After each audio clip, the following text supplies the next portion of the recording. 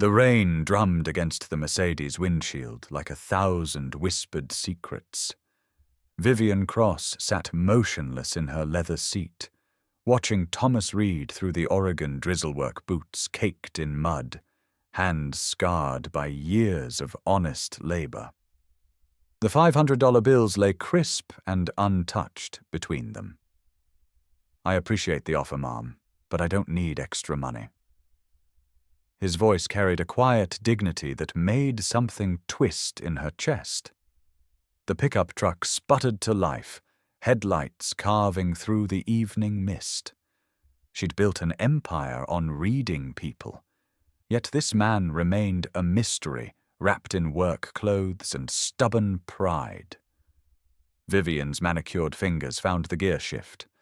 The Mercedes purred forward, a shadow following a ghost. Through Cedar Falls' winding streets, past manicured lawns that gave way to cracked pavement. The trailer park emerged from the darkness, a constellation of flickering porch lights and faded dreams. A small figure exploded from the smallest trailer, launching into Thomas's arms with pure joy. Vivian's breath caught in her throat. Why would a man with nothing refuse everything? Little did she know, this quiet man held the key to her deepest regret. Inside the cramped trailer, 7-year-old Caleb Reed sat cross-legged on the patched linoleum floor. His small hands moved carefully across the coloring book, filling a house with bright yellow walls and a red door.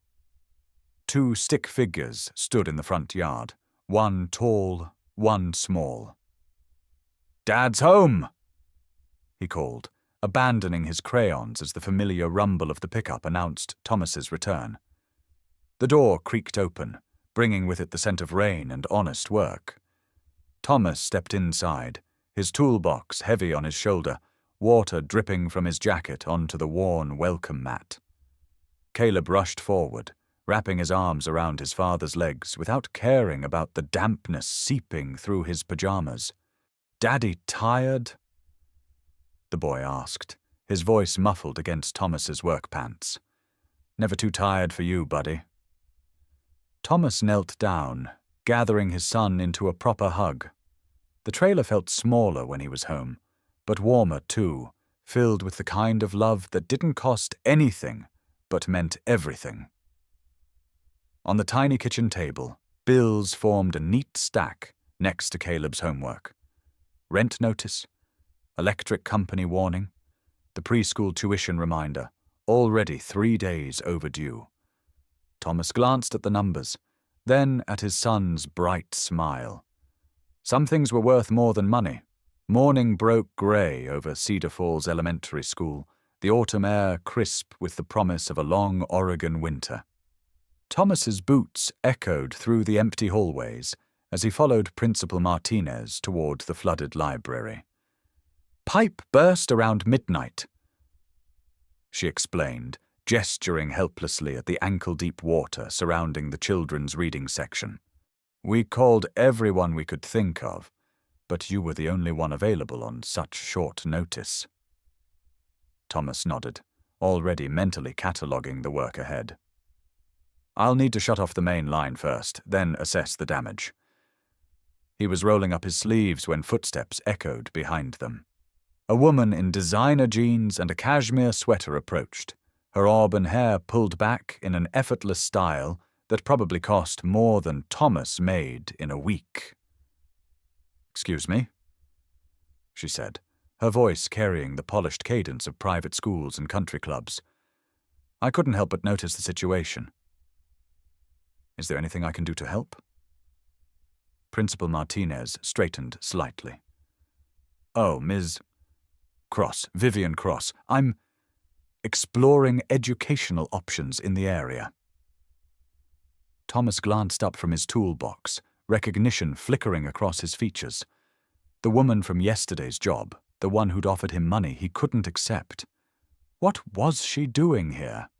"Actually," Vivian continued, "I have some experience with water damage restoration. My previous home had similar issues. The next few hours passed in a rhythm of shared labor that surprised them both. Vivian proved more capable than her manicured nails suggested, helping to move waterlogged books and furniture with careful precision. She asked no questions about Thomas's methods, simply followed his lead with an attentiveness that spoke of genuine respect. "You can save most of these," Thomas said, gently separating pages of a children's picture book. "Just need patience and the right technique." Vivian watched his hands work the same scarred fingers that had refused her money, now treating each book like something precious. "You care about them. The books. Caleb loves to read. Comes here every Tuesday for story time." Thomas's voice softened with pride. "Kid's got an imagination bigger than this whole town." Something flickered across Vivian's face. A shadow of longing so brief Thomas almost missed it. "My daughter used to love stories too." The words slipped out before she could stop them, a lie born of wishing rather than truth. "Used to?" Thomas asked gently.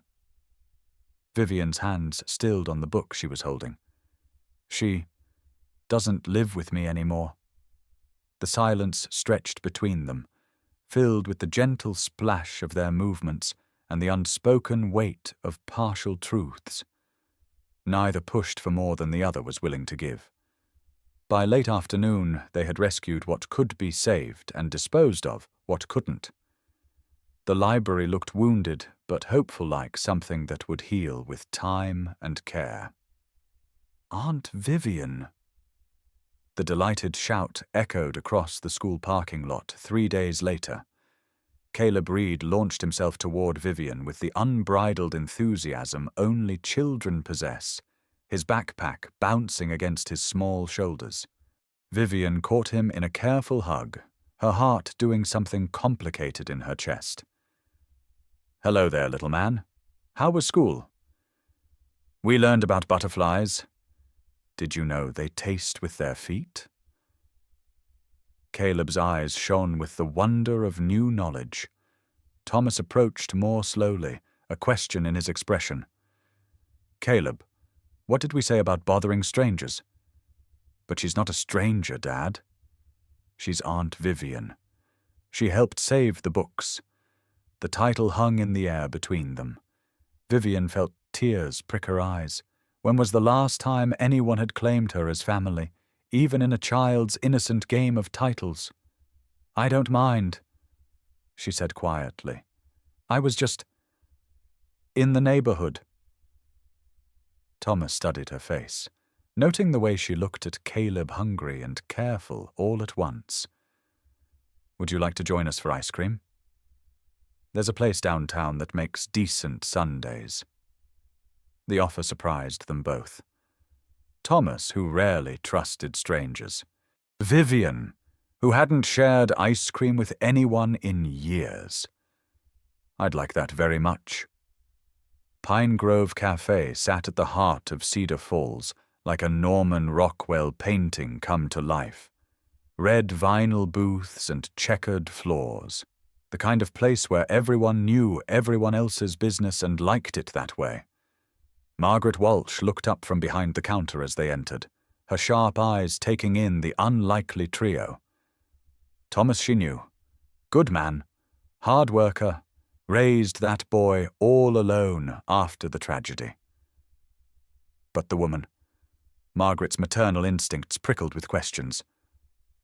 "Thomas Reed, as I live and breathe?" she called out. "And who might this be?" "Margaret, this is Vivian Cross. She's been helping out at the school." Margaret's smile tightened imperceptibly. Cross.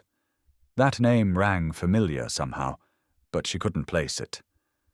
"Well, any friend of Thomas's is welcome here." "What can I get you folks?"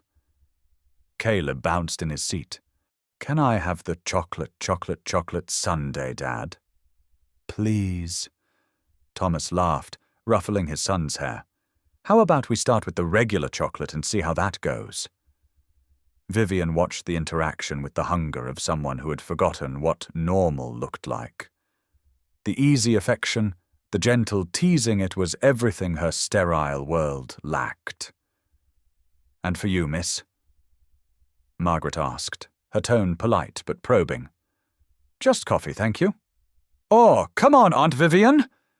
Caleb protested. "You gotta have ice cream. That's the rule." Vivian's resolve crumbled under his earnest gaze. "All right, vanilla, please." As Margaret bustled away, Thomas leaned forward slightly. "You don't have to let him call you that. Kids get attached easy, but—" "I don't mind," Vivian repeated, and this time she meant it completely. The ice cream was simple perfection, and Caleb's running commentary on everything from playground politics to the life cycle of butterflies filled the comfortable spaces between adult conversation. Vivian found herself laughing, really laughing for the first time in months. "And then Tyler Morrison said his dad could beat up anybody's dad, but I told him my dad's super strong because he fixes all the broken things in town," Caleb announced around a spoonful of chocolate. "Tyler Morrison?" Thomas raised an eyebrow. "Ray's boy? You know Detective Morrison?" Vivian asked, something sharp entering her voice. "Ray and I go way back. He helped me out after—" Thomas's voice trailed off, his eyes finding Caleb's innocent face. Some stories weren't for little ears. Vivian nodded understanding. Every family had its shadows, its carefully guarded secrets. She of all people knew that. But Margaret Walsh was listening from behind the counter, and her memory was long. Cross. Where had she heard that name before? Something about that woman didn't sit right too polished for Cedar Falls, too interested in a man she'd supposedly just met. As they prepared to leave, Margaret made her decision. Small towns looked after their own. "Thomas," she called out. "Might I have a word?" The conversation was brief but pointed, delivered in the low tones reserved for serious concerns. Margaret's warnings settled in Thomas's chest like stones, heavy and cold. "I'm just saying, be careful," Margaret whispered. "Woman like that, showing up out of nowhere, taking interest in you and Caleb. People have reasons for everything, Tom. Not all of them good." Thomas glanced through the window where Vivian was helping Caleb tie his shoes, her expensive sweater spotted with ice cream from his enthusiastic eating. She looked real, present. Nothing like the calculating stranger Margaret was describing. But doubt, once planted, had a way of growing in the dark spaces between thoughts. That night, after Caleb was asleep, Thomas stood at his trailer's small window and stared across town toward the hills where the wealthy lived. He didn't even know where Vivian lived, he realized, what she did for work, why she'd been at his job site that first day. Margaret's voice echoed in his memory. People have reasons for everything. What was Vivian Cross's reason? Detective Ray Morrison arrived at the trailer park just after 10 o'clock, his unmarked sedan looking out of place among the aging mobile homes. Thomas was waiting on his front steps, a cup of coffee growing cold in his hands. "Ray." Thomas nodded as his old friend approached. "Thanks for coming." "Sounded urgent on the phone." Morrison settled beside him on the wooden steps, the structure creaking under their combined weight. "What's got you spooked, Tom?" "Maybe nothing." "Probably nothing." Thomas ran a hand through his hair. "There's this woman, Vivian Cross. She's been around lately, showing up places, taking interest in Caleb and me." Morrison's expression shifted subtly. "Cross, you said?" "You know the name." "Maybe." "Describe her." Thomas painted the picture auburn hair, expensive clothes, mid-30s, driving what looked like a luxury car. Morrison listened with the focused attention of a man connecting dots. Tom, Ray said finally, his voice careful. I need to ask you something, and I need you to think hard before you answer. Has this woman asked you about the accident? About Rebecca? The question hit Thomas like a physical blow. No. Why would she? Because someone's been asking questions about you. Professional questions. Private investigator-type questions. The night seemed to grow colder around them. Thomas set down his coffee with hands that weren't quite steady. What kind of questions? Your financial situation, your fitness as a father, details about the night Rebecca died. Morrison's voice gentled. Tom, I think someone's building a case against you. The accusation hung between them like a blade. Thomas felt the familiar guilt rise in his throat, the weight he'd carried for 3 years, the what-ifs that haunted his dreams. Rebecca was driving to the hospital because Caleb had a fever. Thomas said quietly. I'd had a couple beers watching the game. Not drunk, just enough that I shouldn't drive. She said she'd handle it. Morrison nodded. He'd heard this story before, had investigated it thoroughly. Road was slick. She lost control on Miller's Curve. Nobody's fault, Tom. Just a terrible accident. But if I hadn't been drinking, she'd have driven anyway. Rebecca was like that. You know she was. They sat in silence for a moment, 2 men carrying different pieces of the same grief. Morrison had been the responding officer that night, had seen Thomas's devastation firsthand. There was no doubt in his mind about what had happened. The point is, Morrison continued, someone wants to make it look like you were responsible, like you're an unfit father. Who would do that? Morrison hesitated. Tom, what do you know about Rebecca's family? The question seemed to come from nowhere. They disowned her when we got married. Said she was throwing her life away on trailer trash. The Cross family. Cross Medical Foundation. Ring any bells? Thomas felt the world tilt slightly. Cross. Like Vivian Cross. Rebecca's sister. The revelation hit Thomas like a freight train. Rebecca had rarely spoken of her family, the wealthy clan who'd cut her off for choosing love over money. But she'd mentioned Vivian once or twice, always with a mixture of sadness and regret. She's been watching us, Thomas whispered. Following us. Gets worse, Morrison said grimly. I did some digging after your call. The Cross family has been quietly building a custody case. They want Caleb. They can't, he's my son. Rich people can do a lot of things, Tom. Especially when they have expensive lawyers and a grandfather who sits on half the charity boards in Oregon. Thomas's mind raced through every interaction with Vivian, reinterpreting each moment through this new lens. The ice cream. Caleb calling her aunt without knowing the terrible accuracy of the title. The way she'd looked at his son, hungry, careful, calculating. What do I do? Be careful. Document everything. And Tom? Morrison stood, brushing off his jeans. Don't trust her. Whatever game she's playing, you and Caleb are the pawns.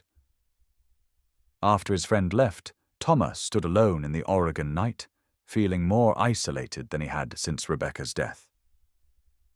Inside the trailer, Caleb slept peacefully, unaware that his simple world was about to become a battlefield.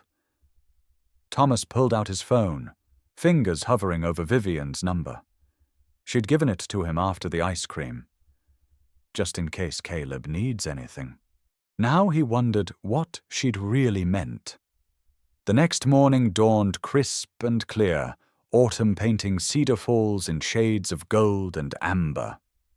Thomas dropped Caleb at school with extra hugs and promises to pick him up early, then drove to the Cross estate on the hill, a sprawling modern mansion that commanded the town like a fortress. He'd never seen it up close before. The contrast to his trailer park was so stark, it felt like visiting another planet. Vivian answered the door herself, surprise flickering across her face. She was dressed casually, jeans and a soft sweater, but even her casual clothes probably cost more than Thomas's monthly rent. "Thomas, I wasn't expecting— We need to talk." Something in his tone made her step aside, letting him into a foyer larger than his entire living space. The walls were lined with family photos.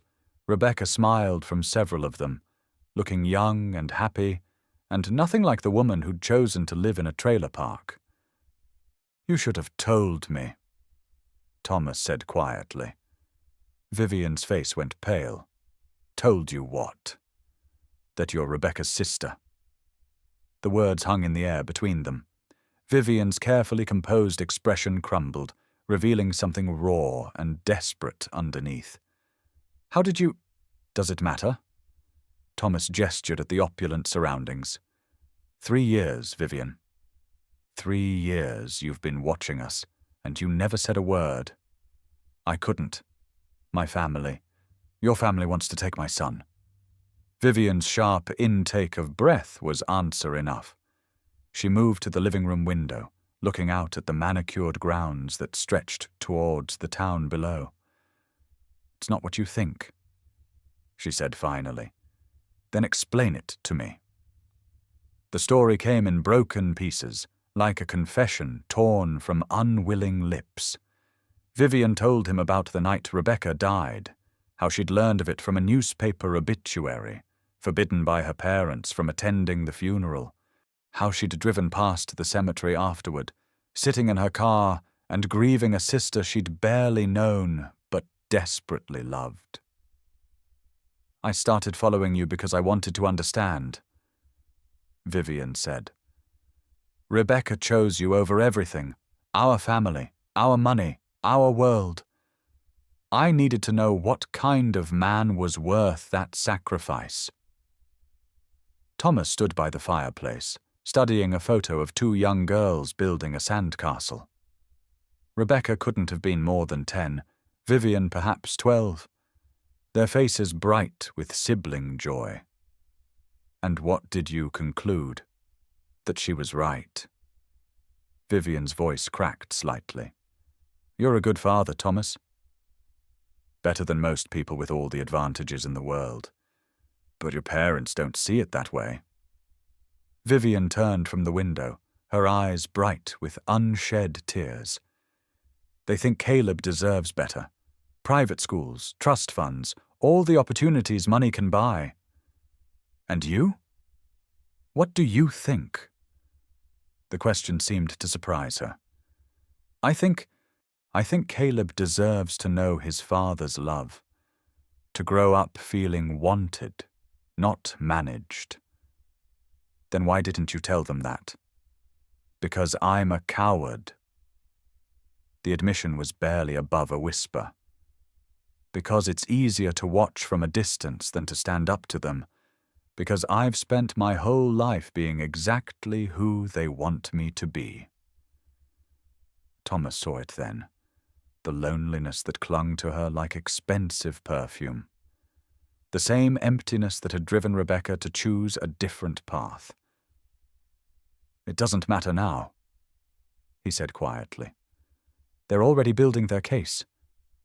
"I know." Fresh tears spilled down Vivian's cheeks. "Thomas, I never meant for it to go this far. I missed her so much. And Caleb looks exactly like she did at that age." The sound of car doors slamming cut through their conversation. Through the front window, Thomas could see a black Lincoln pulling up the circular drive. 2 figures emerged, an older man in an expensive suit, and a woman whose silver hair was styled with military precision. "My parents," Vivian said unnecessarily. Robert and Helen Cross entered their daughter's home with the confidence of people accustomed to owning everything they touched. Robert was tall and distinguished, with the kind of presence that commanded boardrooms. Helen was smaller but no less formidable, her sharp eyes taking in Thomas's presence with obvious displeasure. "Vivian," Helen said coolly, "I see you have company." "Mother." "Father." Vivian's voice had lost all warmth. "This is Thomas Reed, Rebecca's husband." The temperature in the room seemed to drop 10 degrees. Robert's face hardened into the expression of a man facing an enemy. "Mr. Reed." His tone was civil but arctic. "How unexpected." "Mr. Cross." Thomas straightened to his full height, meeting the older man's gaze steadily. "Mrs. Cross." Helen said nothing, but her eyes catalogued everything. Thomas's work clothes, his calloused hands, the way he stood in their daughter's living room like he belonged there.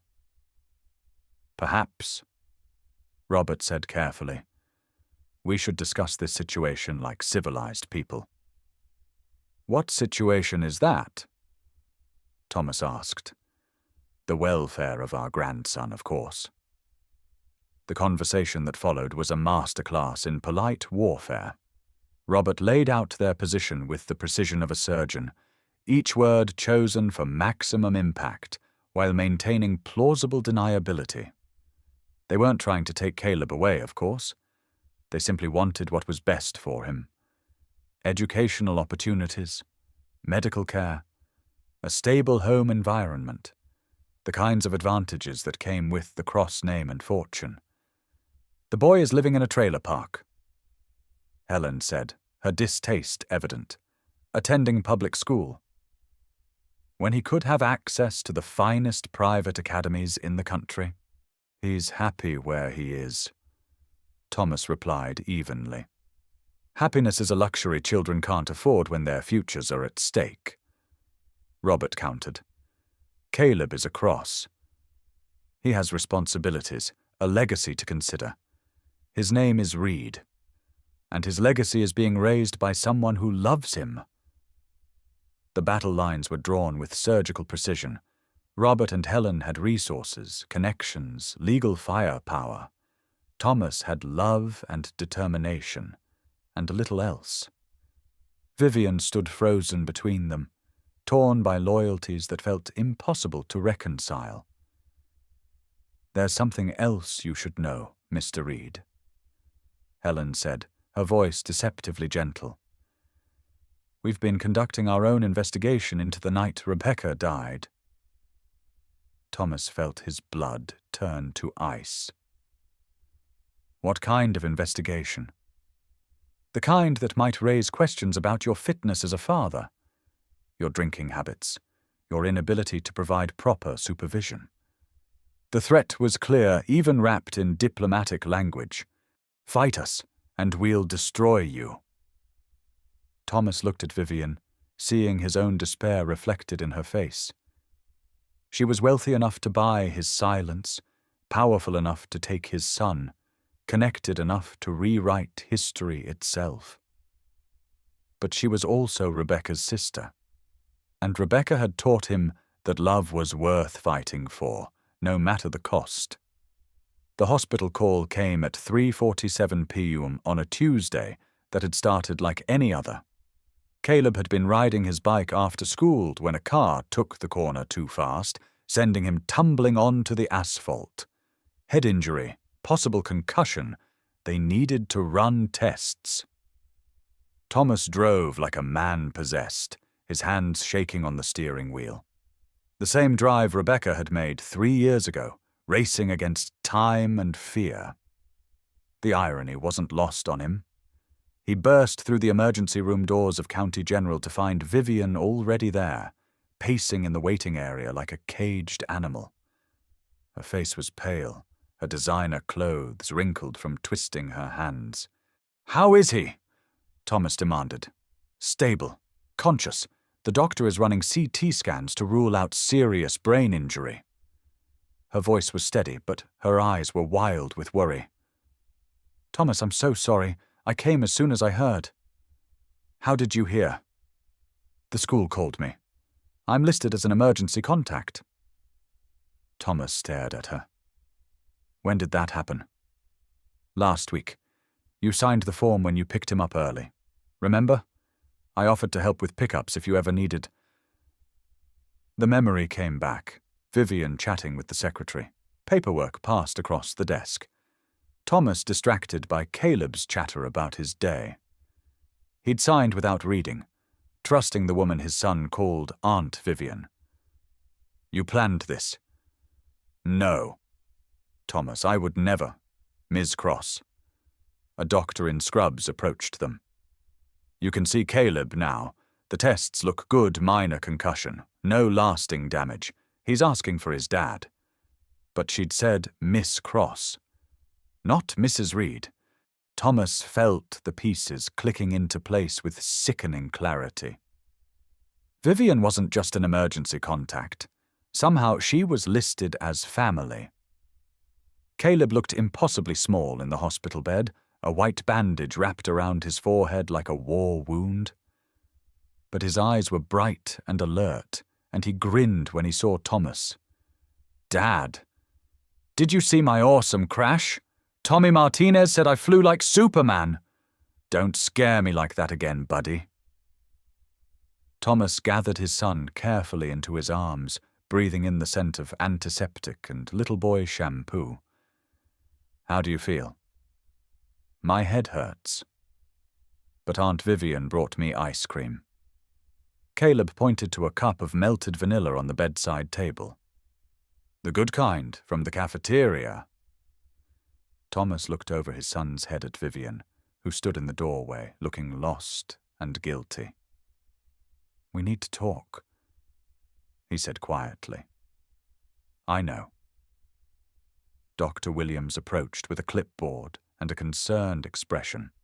Mr. Reed, I need to discuss Caleb's treatment plan with you. There's also the matter of insurance coverage. It's been handled, Vivian said quickly. The Cross Medical Foundation will cover all expenses. Thomas felt trapped in a web of good intentions and hidden agendas. I didn't ask for charity. It's not charity. Caleb is family. The word hung in the room like a bomb waiting to explode. Family, with all its complications and obligations and irrevocable bonds. Thomas, Dr. Williams said gently, perhaps we could step into the hallway to discuss the details. But Thomas was looking at his son, who was drifting off to sleep despite his protests that he wasn't tired.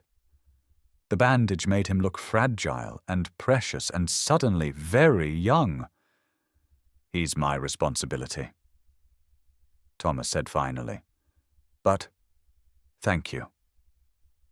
It was the first crack in the wall he'd built around his heart. 2 hours later, Thomas sat in the hospital cafeteria across from Vivian, both of them clutching coffee cups like lifelines. Caleb was sleeping peacefully upstairs, monitored by nurses who treated him like a little prince. The emergency contact thing, Thomas began. I can explain. I'm listening. Vivian took a shaky breath. After Rebecca died, I created a trust fund for Caleb.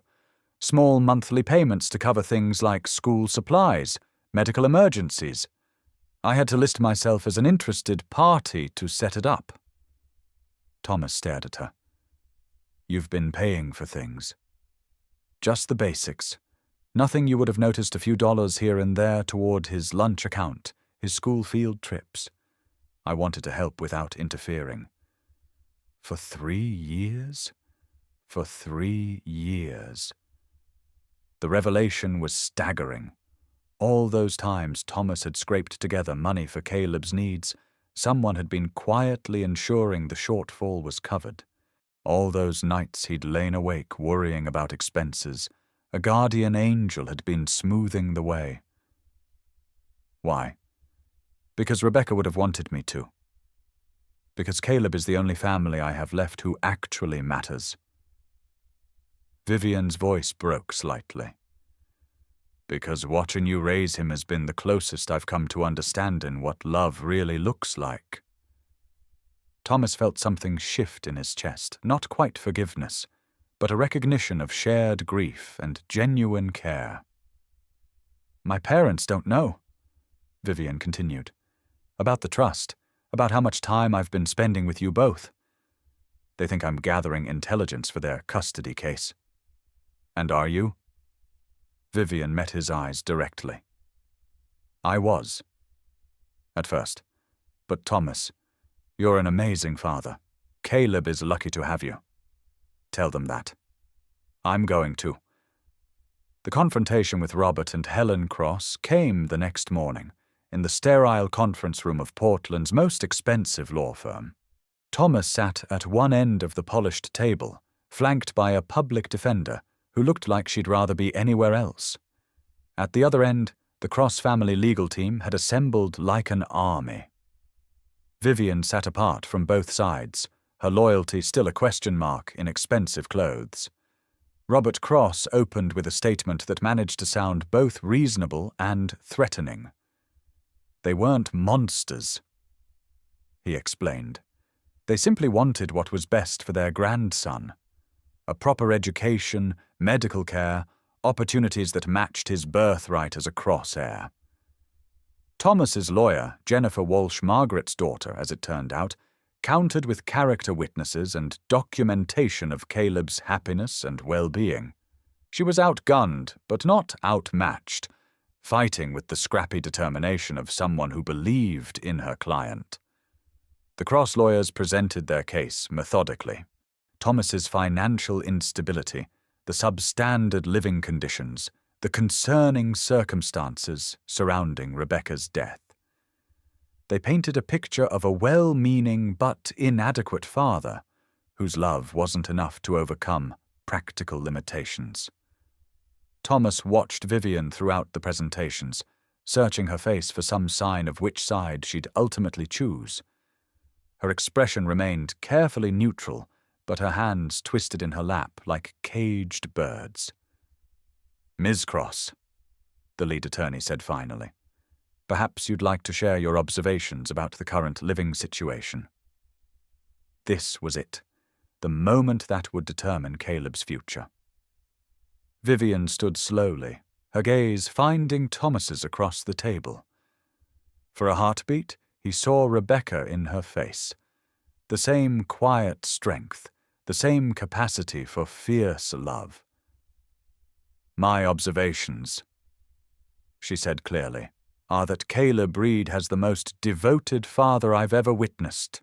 A man who works multiple jobs to provide for his son, who reads bedtime stories every night despite being exhausted, who teaches by example what integrity and kindness look like." Robert's face darkened. "Vivian." "I'm not finished, Father." Her voice carried a steel Thomas had never heard before. "You want to give Caleb opportunities?" "Thomas gives him something you can't buy, unconditional love, and the security of knowing he's wanted for who he is, not what he represents." The room fell silent, except for the scratch of the court reporter's fingers. "Furthermore," Vivian continued, "I've been contributing to Caleb's care for 3 years through a private trust. His medical needs are met, his education is funded, his future is secure. The only thing this custody battle threatens is his happiness." The legal maneuvering that followed was swift and decisive. Faced with their own daughter's testimony, the Cross lawyers retreated into damage control. Private negotiations replaced courtroom drama, ending with a settlement that surprised everyone. Thomas retained full custody of Caleb. The Cross Family Trust would continue supporting the boy's education and medical needs, administered by Vivian as trustee. Robert and Helen would have scheduled visitation rights if, and when Thomas felt comfortable allowing it. Most surprisingly, Vivian renounced her inheritance to establish an expanded trust for Caleb's future, ensuring he'd have every advantage without removing him from the father who loved him. "You didn't have to do that," Thomas said as they walked out of the law office into the Portland afternoon. "Yes, I did." Vivian's smile was sad but peaceful. Rebecca gave up everything for love. The least I could do was give up money for the same reason. They drove back to Cedar Falls in separate cars, but Thomas found himself checking his rearview mirror to make sure Vivian was still there. For the first time in 3 years, he felt like Caleb's future was secure. 3 months later, spring arrived early in Cedar Falls, painting the town in soft pastels and new beginnings. Thomas stood in the community garden he'd been commissioned to design, watching the automatic irrigation system bring life to previously barren ground. The project had been Vivian's idea, a way to beautify the town while providing fresh produce for families who needed it. Thomas had engineered the water delivery system, ensuring that every corner of the garden received exactly what it needed to thrive. "Dad, look!" Caleb called from across the garden, where he was planting sunflower seeds with the focused determination of a 7-year-old on a mission. "Mine's going to be taller than our trailer." Thomas laughed, the sound carrying across the rows of emerging vegetables. "Better start eating your vegetables then, so you can see the top when it grows." The garden was already showing signs of community ownership, hand-painted plant markers, a small tool shed built by volunteer labor, benches placed in shady spots for rest and conversation. It felt like the kind of project that would outlast all of them, growing and changing with each season. A car door slammed in the parking area, followed by familiar footsteps on the gravel path. Thomas looked up to see Vivian approaching, carrying what looked like a picnic basket, and wearing jeans that actually looked lived in. "Aunt Vivian!" Caleb abandoned his seeds and raced toward her, still calling her by the title that had become natural as breathing. She caught him in a hug that no longer looked careful or calculated, just genuine affection between people who'd chosen to be family. "I brought lunch," she announced, setting the basket on one of the benches. "Nothing fancy sandwiches and fruit." "Perfect," Thomas said, and meant it. They ate in comfortable companionship, Caleb chattering about school and friends and the butterfly garden he wanted to add next to the vegetables. Vivian listened with the attention of someone making up for lost time, asking questions and remembering details that mattered to a little boy. "Ms. Peterson says butterflies taste with their feet," Caleb announced around a bite of sandwich. "Isn't that weird?" "Very weird," Vivian agreed solemnly. "Good thing people don't work that way, or we'd never want to walk anywhere." Caleb giggled at the image. "Dad, can we plant flowers that butterflies like?" "I don't see why not." "What do you think, Vivian? Know anything about butterfly gardens?" "I could learn." She pulled out her phone and started researching, the three of them huddled together, planning additions to their shared project. Thomas felt a contentment he'd forgotten was possible, not the desperate joy of surviving another day, but the quiet peace of having enough love, enough security, enough hope for tomorrow. His phone buzzed with a text message from an unknown number, but the area code looked familiar. New York. Saw the news about the community garden project in Cedar Falls. Impressive irrigation system. Would you be interested in consulting on a larger project in Central Park? The city is looking for sustainable water management solutions. Thomas showed the message to Vivian, whose eyes widened as she read. That's a huge opportunity," she said quietly. "Yeah." Thomas looked around the garden, at Caleb playing among the seedlings, at the town that had become home. "Too bad it's so far away." Vivian was quiet for a moment, her expression thoughtful. "What if it didn't have to be?" "What do you mean?" "I mean, what if someone knew the right people to make sure you could take on projects like this while still living where you want to live? What if someone understood that the best work comes from people who are rooted in community? Thomas studied her face, seeing something new there, a woman who'd learned to use her privilege as a tool for good rather than a barrier between herself and the world. Someone like you? Someone like me. The call came 2 weeks later, during Caleb's soccer practice. Vivian sat in the bleachers next to Thomas, both of them cheering with the enthusiastic bias of people who thought every kid on the field was remarkable. "It's for you," she said, handing him her phone. "Long distance." The conversation was brief but life-changing. New York City wanted to hire Thomas as a consultant for their park renovation project. The pay was excellent, the timeline flexible, and most importantly, he could work remotely with periodic site visits. "How did you make this happen?" Thomas asked after ending the call. Vivian's smile was mysterious. "I may have mentioned to a few friends that I knew the most innovative water systems engineer on the West Coast. Word travels fast in certain circles. I don't know what to say." "Say yes. Say you're ready to let people see how talented you are." Thomas looked out at the soccer field where Caleb was celebrating a goal with his usual full-body enthusiasm. The boy was growing up secure and loved, surrounded by community and opportunity. Maybe it was time for Thomas to grow too. "Yes," he said, "I'm ready." That evening, after Caleb was asleep and the dishes were done, Thomas and Vivian sat on the front steps of his trailer, watching the stars emerge in the Oregon sky. The community garden was visible from here, its neat rows promising abundance in the months to come. "I have something for you," Vivian said, pulling a small wooden box from her purse. It was Rebecca's. I thought Caleb should have it when he's older." Inside the box was a delicate gold chain with a pendant shaped like the letter C.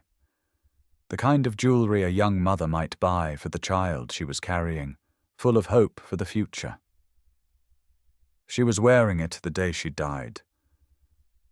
Vivian continued quietly. "The police gave it to my parents, but they put it away. I found it last week when I was cleaning out some storage." Thomas held the necklace up to the porch light, watching it catch and scatter the glow like captured starlight. She never mentioned it. She probably wanted to surprise him when he was old enough to appreciate it. The gift felt like absolution, a piece of Rebecca's love that had found its way home at last. Thomas closed the box carefully, already imagining the day he'd give it to Caleb, along with the stories of a mother who'd chosen love over comfort and never regretted it. "Thank you," he said simply. "Thank you for letting me be part of this. Part of his life. I know it wasn't easy, trusting someone from my family." Thomas considered this, watching the lights of Cedar Falls twinkle below them like earthbound stars. "You're not really from your family anymore, are you?" "No," Vivian said softly. "I guess I'm not." A comfortable silence settled between them, broken only by the distant sound of night birds and the whisper of wind through the irrigation lines that connected every corner of their small town. "What happens now?" Vivian asked eventually. Thomas smiled, feeling lighter than he had in years. "Now we figure it out as we go. All of us together."